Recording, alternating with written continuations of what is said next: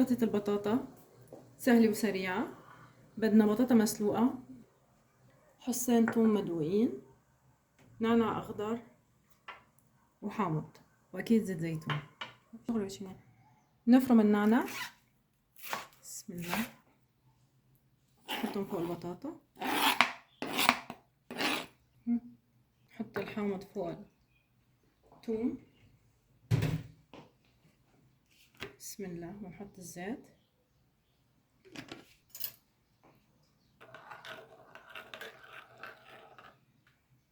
بسم الله،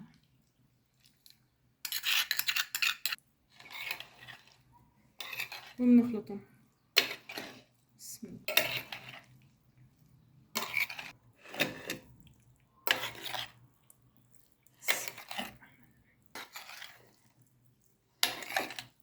بنكتر نعناع أخضر لأنه يطلع أطيب، والملح على حسب الرغبة. أكيد نحن حاطين ملح بالثوم لما دقيناه، وهيك طلعت معنا أطيب سلطة بطاطا. بتمنى تجربوها. لو عجبتكم الوصفة ما تنسوني بالشير واللايك والسبسكرايب. باي باي.